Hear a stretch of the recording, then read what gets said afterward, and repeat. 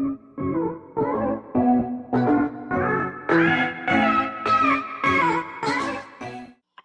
day. So for this particular tutorial, we're going to have how are we going to share our files in our drive.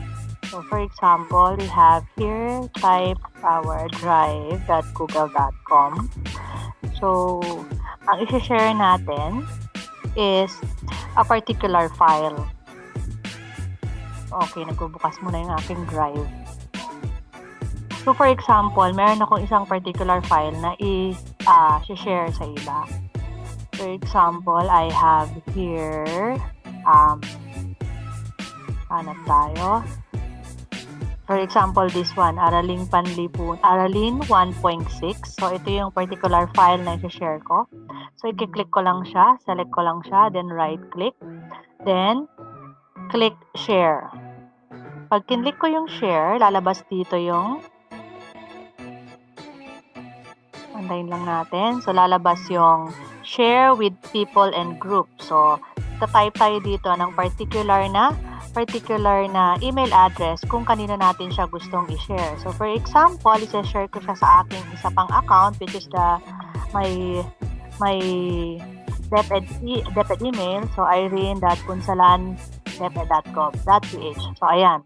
Then, I will change kung ano ang kanyang role as an editor, commenter, or can only be a viewer. So, click ko lang to, viewer. For example, viewer ko lang siya gusto. Then, I can also choose to send a message, particular message para sa kanya kung ano yung message na gusto kong ilagay.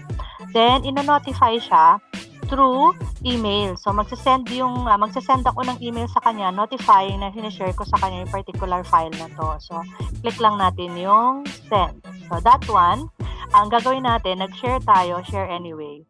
So, nag-share tayo ng file, ng isang particular file, gamit ang kanilang email.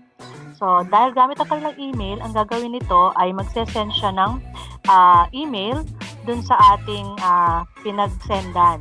Okay, another way of sharing the file. So, for example, this particular file pa rin yung gagawin natin, but in a different way. So, right-click pa rin natin siya, select, then right-click. Then this time, gagamitin natin yung get shareable link. So, this time naman, hindi siya through email, ino-notify. So, click lang natin get shareable link. Then, maglalabas dito yung restricted siya sa depedqc.ph kasi meron akong particular domain na ginamit. So, for example, if Gmail yung ginamit mo, walang particular domain na lalabas dyan. Pero kapag deped.gov o kaya depedqc.ph o kaya iba pang mga domain na para lang sa group nyo or organization nyo, may lalagay dyan na restricted. So, ang gagawin lang natin is to click this one. So, click lang natin siya. Pipiliin lang natin yung hindi dapat yung restricted, hindi dapat yung Schools Division Office of Quezon City, then ito dapat yung pipili natin, anyone with the link. So, kung sino yung pagbigyan natin ng link, maka-access nga yung ating file sa drive natin. So, click lang natin yung anyone with the link. Then, i-update na niya. So, ito na ngayon yung kanyang sharing settings. So, anyone with the link can view. Pwede siya viewer, commenter, or editor. So, this time, ang gusto ko sa kanya ay mag-view lang niya. Hindi siya makakapag-comment at hindi siya makakapag-edit. So, viewer lang siya. Viewer. Then, I will just simply copy itong link na to. Copy ko itong link na to. Tapos, punta ako dun sa kung saan man, sa messenger, o kaya ay sa chat, kung saan ko man siya gustong i-paste. At dun makikita, lahat ng mayroong copy ng link na yon, ibig sabihin, pwede niya ma-access yung aking file. Kaya nga, anyone with the link. So, yun. So, ulitin natin, again, para tayo makakapag-share ng particular file. Right-click natin siya, share, click share, kung meron tayong particular na email na gustong, particular person or email na gustong pag-share na ng ating file, or pwede rin namang right-click natin, get shareable link. Then, i-click lang natin tong anyone with the link. Para lahat ng may link, makaka-access. Kapag kasi restricted siya, mag-a-ask pa siya ng permission sa'yo para ma-access yon.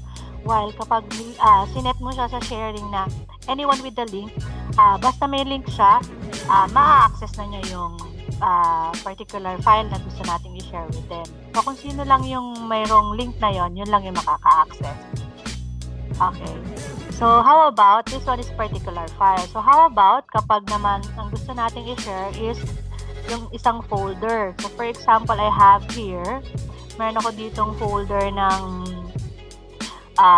Meet recording. So, if I open this one, so ito yung mga recordings ng meeting. So, I want to share this one sa ibang tao. So, ang gagawin ko lang, select ko yung folder. So, nakaselect na siya. Same thing. Click ko yung share. And then, lalabas na dito yung particular email address. Kung ano yung email address na gusto kong pag-sendan. Or, pwede rin naman dito yung katulad nung isang ginawa natin kanina, right-click, and then click Get Shareable Link. Then, edit natin itong sharings niya. Click lang natin siya. Then, we should choose anyone with the link. Just don't forget kung ano yung kanyang dapat na maging role. It's either it can be a viewer or an editor. So, kapag gusto mo, makikita lang nila, it should be a viewer only. Then, click the copy link. Tapos, ipipaste mo to sa Messenger or saan mang chat group or sa pang-chat na way para ma-notify sila. Okay, so again, it can be a particular file or a folder. Ang gagawin nyo lang is right-click, share, pag meron kayong particular person or email address na gustong pagsendan at marireceive nila yon, manonotify sila gamit ang mail. Then, the other one is Get Shareable Link. Ito naman, we can share a particular link or a particular file to anyone na kahit sino na mayroong access dun sa link ay makaka-access din dun sa file natin.